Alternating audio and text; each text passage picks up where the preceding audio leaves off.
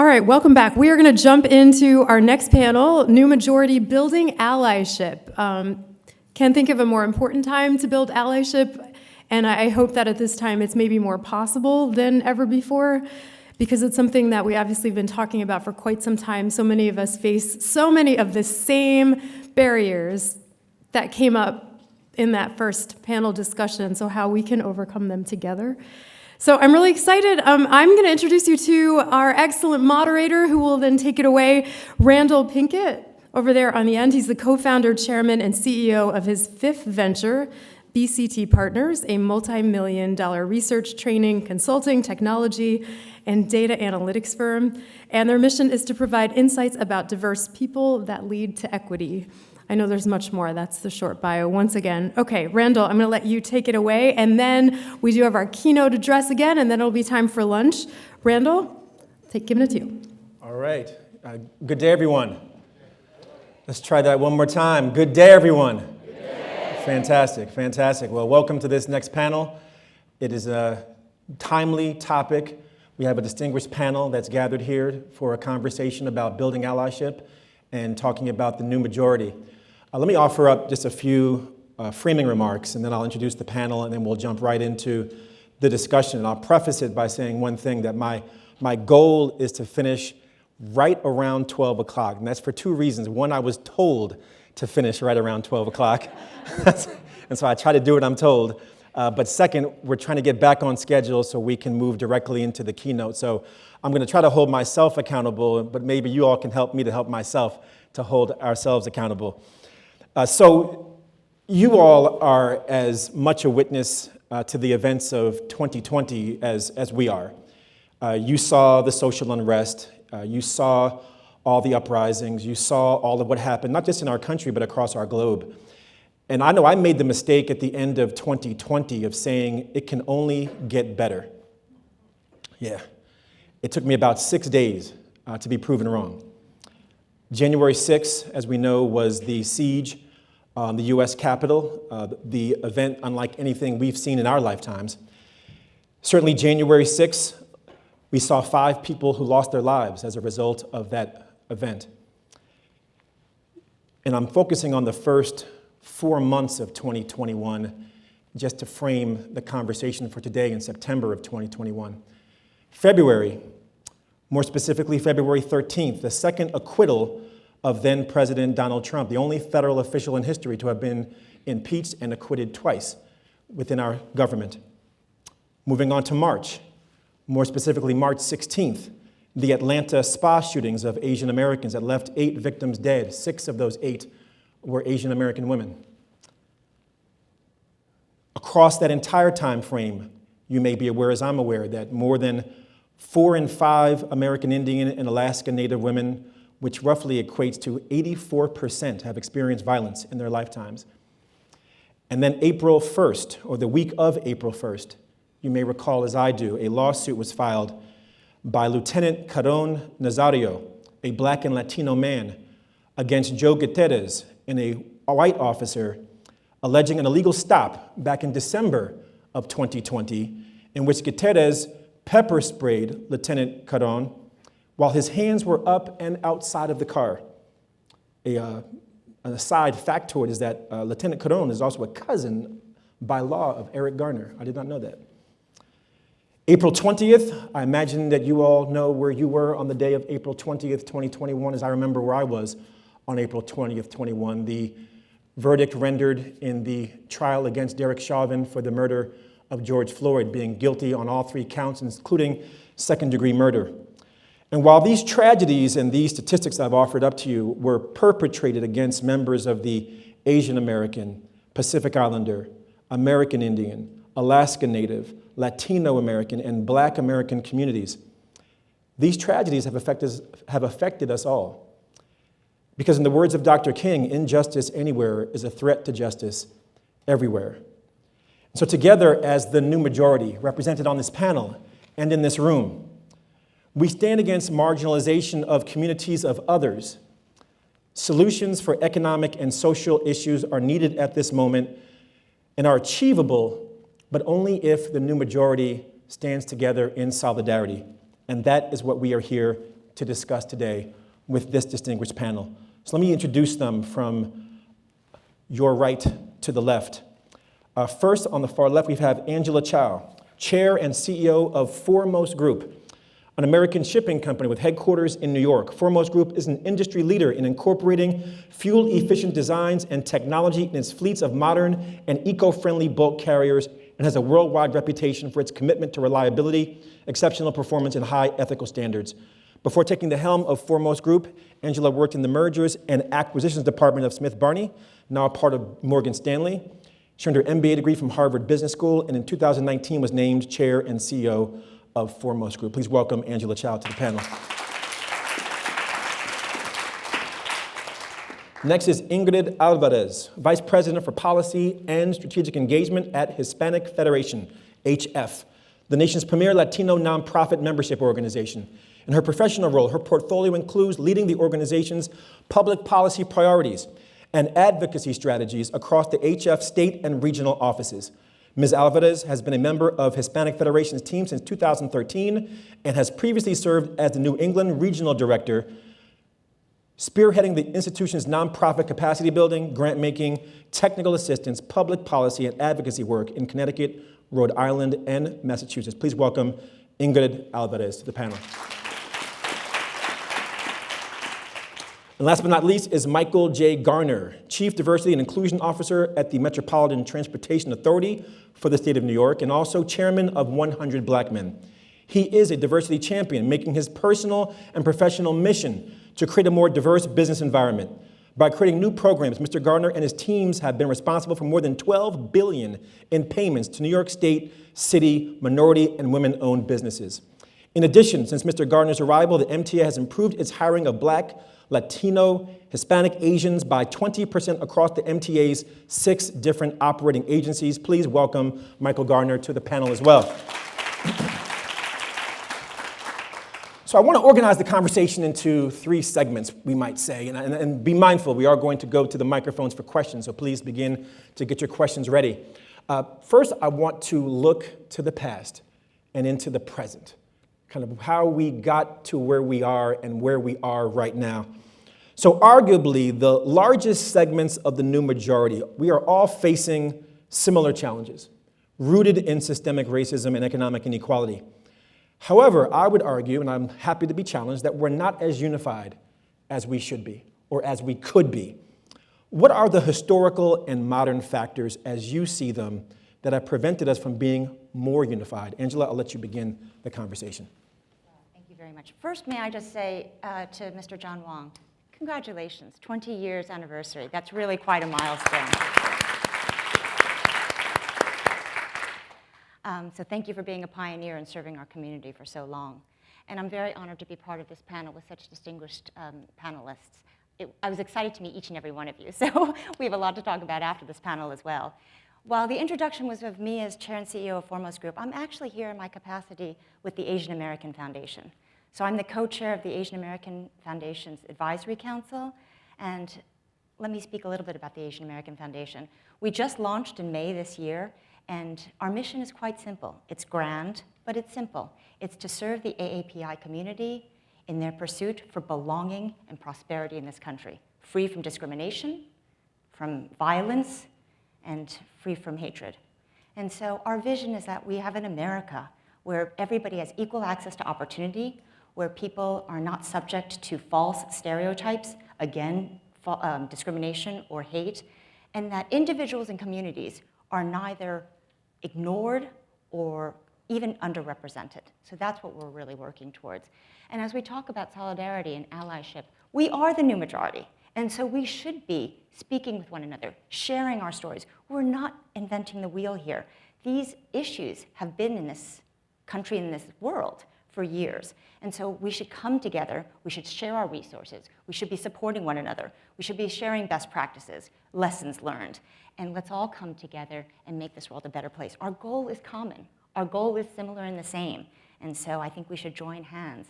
And I think, we're at a point where we are joining hands, and that's why we have a panel like this today. I mean, I don't think this would have happened even 10 years ago.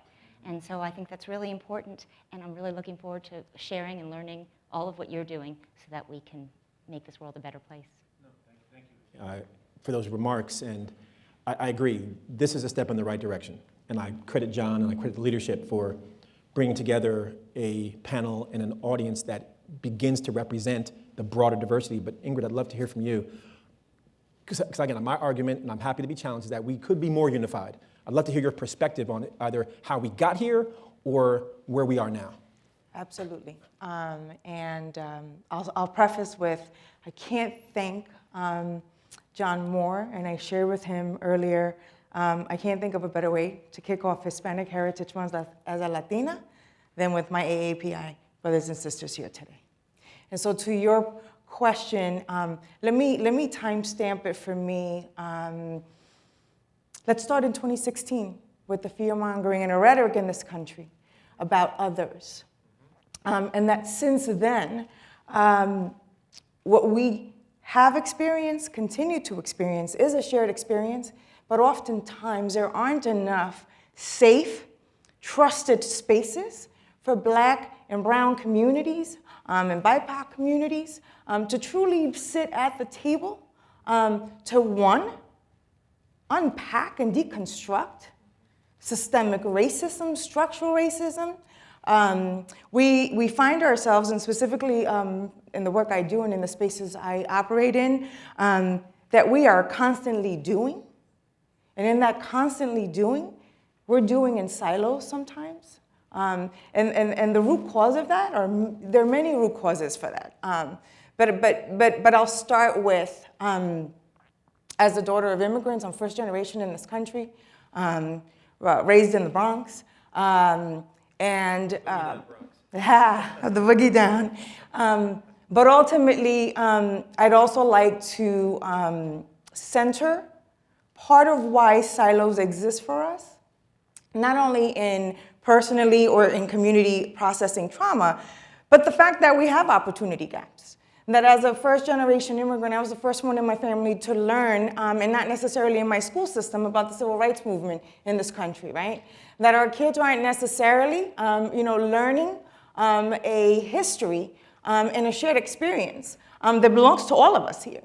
And so that's just one small example, and I'll kick it over to, I'm gonna honor the hard time.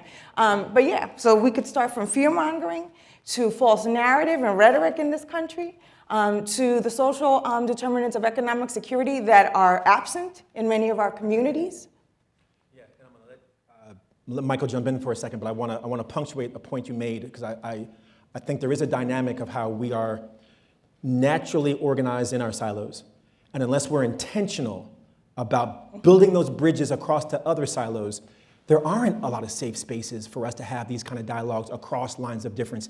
And we need to formalize that. But I'm going to come to that idea in a moment. But Michael, your thoughts on the topic? Yeah, I want to thank my leader, John Wong, also for bringing us together. It's long overdue. Let me just say that most of us who are sitting in this room, we are here because of labor. We live in a capitalistic nation that was built on cheap labor. Blacks have been here since 1619 under the guise of slavery. Asians came in large part for a better opportunity because of the railroads on the West Coast, and other kind of Hispanics came over here for a better opportunity. And we are fighting for the same opportunities in silos. And the more we talk to each other, as opposed to talking at each other, we understand and realize that we all have the same basic needs. And so if we ever came together as people, we are a very, very powerful source. For example, why is it in 2019, 2021, I am not that intelligent enough to have a conversation with Tim Cook, the CEO of Apple, on his lack of diversity on his board? There was no blacks on the board of Apple. We buy trillions of dollars of goods and services. If we came together and if we started boycotting those companies and organizations that do not hire us the way that they should hire us, do not buy goods and services from Asian, Hispanic, and Black businesses, they will get it because it will affect their bottom line. Mm-hmm. And so we need to talk to each other, not at each other. We need to organize, And we need to come up with a plan that allows each and every one of our communities to thrive in the so-called American dream in this country that we live in. And I indicated to you previously that this country that we live in is just one big experiment that went through a civil war over slavery, red states versus blue states, rural versus urban, black, white, brown, yellow. We are an experiment. And every 10 years, the pendulum goes from one extreme to the other extreme. We're still trying to figure this experiment out. Mm-hmm. So let me ask the proverbial question of all of you, and anyone is welcome to weigh in. What do we do? How do we create the spaces? How do we create the structures? How do we foster the dialogue? How do we have the opportunity to be more substantive, not that we are not, but even more substantive in how we organize as a new majority community? Anyone can jump in on that. Or if you've seen examples of where it's been done well, go ahead. I think we have to be seen. I mean, speaking for the AAPI community, we're often ignored, underrepresented, or just not seen. The rise in hate crimes against Asian Americans in particular, and again, I'm speaking for the AAPI community because I speak for the Asian American Foundation, but this is happening everywhere for all different communities. The rise in hate crimes has been disgusting. And so we need to put pressure on the media to recognize these events. We need to put pressure on our elected officials to recognize that these events are happening. We need to get out on social media. We need to reach across the world with our community, within our community and outside of our community. Again, to bring in lessons learned that the Black and brown community has been fighting for a long time. And the Asian community needs to also learn a lot of lessons and best management practices.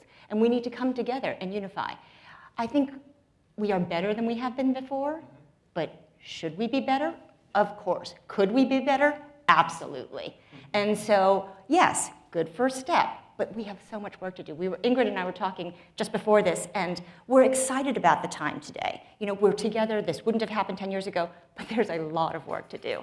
And that's why organizations like the Asian American Foundation have come into place. I mean, 10 years ago, the Asian American community didn't come together. We weren't all pioneers like John Wong in recognizing this. As a Chinese American born in this country, I am still asked and othered, oh, so you're a Chinese national. Our company, an American company, is still called, oh, so that you're a Chinese company. No, we're an American company. And so these are still discussions and education that needs to be delivered to the wider community. I'd add that within the racial equity framework, allyship is an intentional leadership practice. And whether we're talking about education for the future generation or the generations behind us, whether we're talking about ourselves today in present time, right? And whether we're talking about truly and intentionally building that racial equity leadership pipeline will require, as a tactical approach, allyship. Mm-hmm. And so, but that comes hand in hand with social courage, emotional courage, mm-hmm. and intellectual courage. Mm-hmm. And I'll define those really quickly by social courage is being unapologetically every single day in every single space and speaking up about how invisible we are at any point in time in any sector. That when we are speaking up, that we're accountable not just to speak up for ourselves, our community, but for our brothers and sisters across, mm-hmm. right? Mm-hmm. All of our community. The intellectual courage is the commitment and the consciousness to also unlearn. And that as leaders, we will not break out of working in our independent silos if we're not nimble, mm-hmm. if we're not vulnerable enough, if we don't create enough of the safe spaces that will allow us to unlearn a lot of the ways that we are forced to operate, whether in advocating for our communities, whether in the political sector, in the civic engagement sector, because a lot of the way that we operate that contribute to those silos has to intentionally be acknowledged, honored, talked about, so that we replace that mm-hmm. with true coalition building power to help us upstream. Great points. And Michael, I want to get you in, but your comments particularly struck me when I think about the audience. When I think about professionals who, many of whom are a part of employee resource groups and business resource groups and affinity groups and the like, even those structures themselves aren't quite aligned with the vision that you just depicted, notwithstanding leadership that's willing to say, how do we build the bridges that we talked about a moment ago? So I want to ask you all for your advice for them, but I want Michael to jump in on this question of examples you've seen and or what more can we be doing? Today is the 8th year anniversary of my cousin, Eric Garner. And his mother not only marched, she worked with the state Senate and the state assembly and got the Eric Garner anti-choking bill signed into law by former Governor Andrew Cuomo. And so it's one thing to sit around and talk about what the issues are. It's a different thing with getting up and organizing, establishing strategies, and demanding that all of us have the opportunity to flourish in this nation, to live in a safe environment, because the same mob scene that I saw on January 6th is the same mob that burnt down Tulsa, Oklahoma in the 1920s. It's the same mob that were envious of black soldiers returning home from World War I with their weapons in 1919, so that it is called the Bloody Red Summer of 1919, when mobs of whites went to black neighborhoods and destroyed their neighborhoods. And so we need to learn and understand, and we have learned and understand, because if there was a best practice or lesson learned from the Eric Garner incident, is that when George Floyd was murdered, those officers were fired and indicted and locked up within a week. It took us 6 years to get justice of having that officer fired and lose his pension. You know, he should have been arrested and prosecuted. Yes. So we learned that I don't care who you are, when you murder somebody in this country, you should be prosecuted and indicted and locked up for what you did. So from Eric Garner to George Floyd, we learned that very, very valuable lesson. But what gave me gratitude is that the marches that took place were interracial. Every group came together and spoke out against those injustices. That gives me confidence and faith that if we ever establish strategies to go out and to demand that we are treated like citizens of this country, which we are taxpayers, and we demand to be included in the economic vitality of this great country that we live in. And my condolences to you on the loss of your cousin, Eric Garner, which I did not know until now. I appreciate you for sharing that. I want to invite questions, if there are questions, if anyone would like to come forward to the microphones. The floor is open, and while I'm waiting for a courageous member of this audience to do so, what I will offer up is this, because you've all talked about examples or strategies. I don't know how many folks are familiar with the organization that was once known as Unity, that brought together the journalists of color. And I want to ask you to offer your advice on this point to the audience of professionals like those journalists of color who came together under a meta-organization. So Unity was subtitled the Journalists of Color. And they brought together the Asian American Journalists Association, AAJA, the National Association of Black Journalists, NABJ, the National Association of Hispanic Journalists, NAHJ, and the Native American Journalists Association, NAJA. And every 4 years, rather than doing a separate conference, they did a joint conference where everyone came together. I see some heads nodding. You all perhaps have been there or know of which I speak. But the tragedy of Unity is that they lost Unity. They ended up disbanding. There was claims of financial mismanagement, a bunch of other issues. But my takeaway from Unity is that it was the right thing to try, right? Whether it worked or didn't work, it was a risk, and it was an attempt to create the spaces that you talked about, to create the kind of cross-organizational collaborations you talked about. So what advice do you have for those here that may be a part of an affinity group or an ERG or a BRG that's sitting in a silo and may not even know it, to say, here's what you can do that's practical to help us build better bridges. Anyone can jump in. So, I'm sorry. Go ahead. no, please, ladies first. Oh, thank you. So I'll go first. So to the audience, right? Part of what I'm grateful for a space like this today is, right, being able to be comfortable in the uncomfortable. And so there are no wrong or right answers or questions, right? This is an evolving dialogue by us, for us. And so I hope that encourages someone to ask a question or two. Two, to your question, right? As I listened to the earlier panel number 1 before us, and the bamboo ceiling and the glass ceilings, and being Latina, coming from humble beginnings, right? Boogie Down Bronx, right? I'm a first-generation immigrant in this country. English is my second language, right? It didn't come to me until much, much later in life. What I'm about to say is really the foundation for coalition building, is the fact that the systems and institutions that hold and create those systems and power in this country weren't built to include us. They continue to not include us still.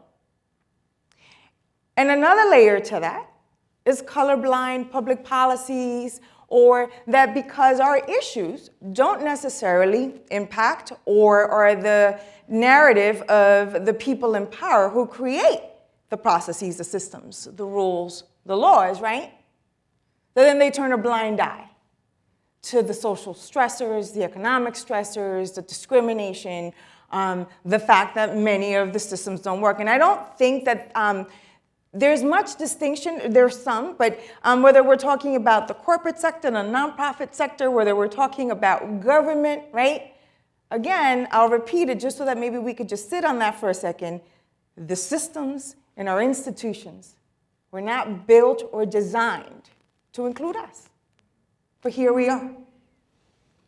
And so back to that intellectual courage, that emotional courage, just courage all across, that when leaders and individuals in positions of influence and power. I think it was Jeannie who said it earlier in the earlier panel, that there is this great, great responsibility and accountability for leadership of color to hold down the line and to push. Or I think it was Michael Chen, you get pushed, you push back. And to dismantle those systems, it will take the Black community, the Latino community, the AAPI community, and in all of our diversities, LGBTQ+, and others, to start to chip away and dismantle together. So to your point and to your example, absolutely, that's a great example. No, because it was dismantled and it didn't work out. But centering that vision, That's right. on our collective work, Yes, is the critical approach. it is. No. So I want you all to weigh in on this advice question, but I think we have a question from the audience, which I don't want to lose. We have a courage. Give a round of applause. Coming up. That's right. Step to the mic. Thank you. Yeah. Can you hear me? Is that on? Okay, great. Thank you very much. I take really a lot of notes. And I think it's very important that when you ask the question of the past, the present, I'm also thinking about the future. Unfortunately, we don't learn from our history, which is extremely sad. The day that we learn about our history or care about human being, it's 9/11. Because it's a cost. Everything needs a cost. I think George passing is a cost for us to come together. You talk about social media communication. When there's a hate crime, we read about it and it disappears. Nobody spent enough time to make people recognize this is not acceptable. So what are we going to do about getting people to stick it? You teach your children. The only way you learn is you keep repeating 1,000 times, right? Then the third thing I was thinking, I'm watching the four of you. What if you all are 6 years old right now? What would they say? because I'm thinking about the very affluent of us are sending our kids to private school. What happened? How are they ever going to learn to live in a community of colors? How could we teach them to be colorblind? So where do we start? So that our children, one day sit over there, we're not hearing the same thing. What can we do? Those are all great questions. Yeah. So I think. Thank you. I know from a historical perspective, I was flying down to San Antonio to speak at a conference a couple weeks ago, and I had the opportunity to watch the documentary on the FBI versus Dr. Martin Luther King, and how when Dr. King focused on civil rights, he was great. When he spoke out against the Vietnam War and started dealing with human rights, he was assassinated. And so, as Dr. King would say, that in injustice anywhere, we should fight for each other when there is an injustice. We have to. Mm-hmm. See, because if we don't, if the Asian community is being harassed, the Hispanic community is next, and the Black community is next. That's right. So we need to just stomp out any forms of injustice. And let me say that we talked about what we can do to afford opportunities to everyone of color. And so at the MTA, we're doing just that. You don't know the battles that I fight every day. We are a $1 trillion organization, which includes our equipment and our property. We buy $8 billion a year in goods and services. And my team of 80 people and I, we fight to bring balance to what we do. And so when there is a recommendation that we should exclude minority business goals on these procurements, I'm leading the charge by saying, no, we're not. And so we became the first agency in history to pay last year in excess of $1.1 billion to minority women-owned firms.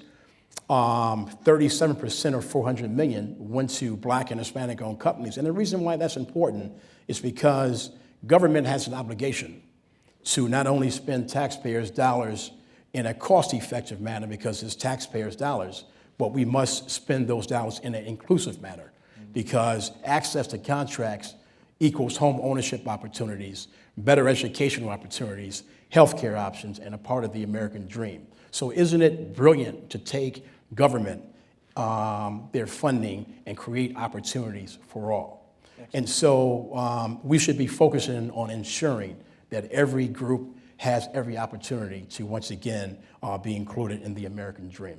No, it's an important point because we haven't spent as much time, but I don't want it to be lost on the economic components of this conversation about allyship. It's not just about the social issues that we need to address. It's also about making sure dollars are flowing into Black and brown communities. Business is one of the ways of doing that. Other forms of investment are also a part of the conversation. Angela, did you want to jump in before I go to the question? Sure. So I'd like to address that second point that you talked about with the AAPI Giving Challenge. But to the courageous woman who asked this wonderful question, history, so important. And how do we learn about our history? Education. And so education is an incredibly fundamental block to all of this allyship, to all of the understanding of not just the AAPI experience, but the Black and brown experience as well, and that they're actually, wow, very similar, go figure. And so we should be learning about all this. So one of the things that the Asian American Foundation is doing is we're trying to put into the curriculums across the nation. We're starting in California and in Ohio, putting the Chinese American, the AAPI experience into the curriculum so that not just also our communities know about this, but the new minority. They need to know about this as well. They need to be educated, not just us. Everybody needs to be educated about this, and we should be educated equally that way. It's not the Black experience. It's not the brown experience. It's not the yellow experience. It's our experience as a nation. We are an experiment. We are supposed to be a melting pot. So we should all, this is part of our fabric of this country. And that's what, if we come together and if we unify, that's what's going to make us wonderful. Speaking to your, the dollars. So another initiative that the Asian American Foundation have is the AAPI Giving Pledge. So we have invited, and I often say challenged, philanthropic and corporate leaders to put their money where their mouth is. So there are lots of nice banners and slogans, et cetera. But we have found that 0.5% of philanthropic giving goes to AAPI communities in this country. So we are long underrepresented and underserved. And so with this AAPI Giving Challenge, we have raised over $900 million from over 100 corporate partners, philanthropic foundations, and individuals to make a 5-year commitment to the AAPI community. And so we're hoping to reverse this trend of underrepresentation and just invisibleness.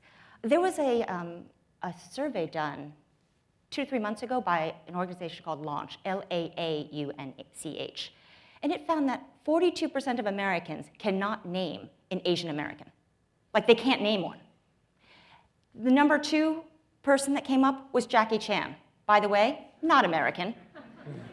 Number 3, Bruce Lee, dead for almost 50 years. So representation and not being invisible, being seen and heard, and this allyship, because again, we are the new majority. And so let's join hands and let's embrace and let's work together.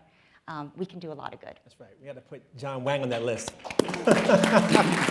Thank you, John. John, I need you at number 1. Let's go to the next question over here. And we're 6 minutes from my target, folks, so hold me accountable. We'll see if we can get a quick question, quick response, and then we'll wrap this up. Go ahead. Hi, I'm Judy Arteshkar. Thank you for this. And Dr. Pinkett, thank you for sharing the information about setting up the journalists' allyship. And I commend John also for being a visionary by setting this allyship up a long time ago, before all of this is happening. Mm-hmm. My one question, though, is I noticed when people set up like allyships and that sort of thing, they only have the Black Americans and the Hispanics. No, they don't include the Asian Americans. Why is that?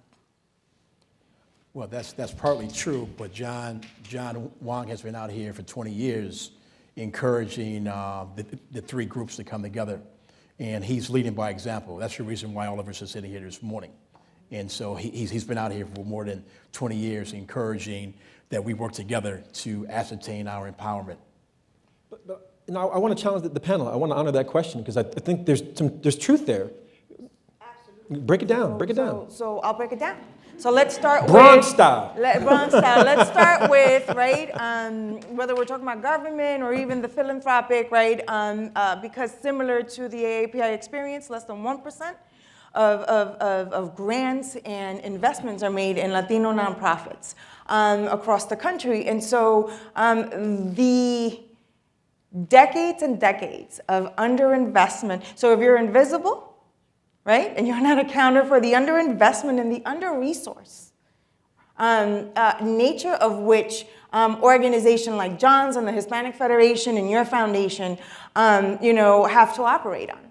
And then the notion that the same individuals that are directly and negatively impact, whether socially, economically, we could talk about all the social determinants of economic security, right? Are oftentimes and most times the same people without the investment that must come up with community solutions to fix, right? And oftentimes you use the word to fix, to address challenges, but that's innovation. That's co-creation, right? That there is no intersectionality without positionality and positioning, right, the individuals and the communities that are directly impacted adversely front and foremost in co-creating and designing those solutions, right? But the world goes round, right? Dollars make the world go round, right? And at the center of perhaps one of the contributing factors, and John knows this really well, is the fact that as communities of color, we need to do a better job at leveraging resources and sharing those resources amongst ourselves and the collective vision and action work that we commit ourselves to. And one great example with John and his organization was the small business grant opportunities throughout COVID-19 that the Federation and his organization worked on together. I mean, that's just one small example. We have another initiative, the Communities of Color Nonprofit Stabilization Fund, which intentionally brings together diverse organizations, Latino, Black, Asian and Pacific American organizations, centers them at the table for coalition building, invest in the technical assistance, the capacity building for that leadership development, because I go back to saying that allyship is an intentional leadership practice that we must bend into and practice every day. And then invest with dollars, grants, and in sponsorships and investments in the vision and the innovation that those groups collectively commit to in that action plan to bring it to fruition. Absolutely. All right, well, we are close to the end of our time, unfortunately, so here's what we'll do. I'll give the panelists each an opportunity to give me like a sentence on the following question, maybe half a sentence. What gives you hope? What gives you hope? Give me a one-liner on what gives you hope, and then we're going to close this up and shut it down. Michael, you'll start. We'll work our way across to Ingrid and then to Angela. The future. Give him a round of applause for Brett. Ingrid. Well, I say that hope is not a strategy for our communities. What gives me hope, because you need it to do this kind of work day in and day out, That's right. is the opportunity to sit here today, to be present, to have the courage to say what I said, what Angela said, right? What Michael is saying, and to continue to expand, as uncomfortable as it is, the opportunities for these dialogues. Because that's what's going to position our communities to create the vision and the work plan, that action plan, to bust those silos. All right, thank you. Ingrid. So we're at 12 o'clock, so I will answer today and everyone in this room. All right. I will say this in closing. I think this captures the spirit of our conversation today. It's a well-known passage from Martin Niemöller, the German pastor, that you will all recognize as I read it aloud. First they came for the socialists, and I did not speak out because I was not a socialist. Then they came for the trade unionists, and I did not speak out because I was not a trade unionist. Then they came for the Jews, and I did not speak out because I was not a Jew. And then they came for me, and there was no one left to speak for me. And on that note, let's all make sure that we are all willing to be allies for each other and speak for one another so that we can all move forward with one another. Please join me in thanking Michael Garner, Ingrid Alvarez, Angela Chao, and John Wang, the man with the master plan, for bringing us together. Thank you all for coming out. Enjoy the rest of the event. Be well, be safe.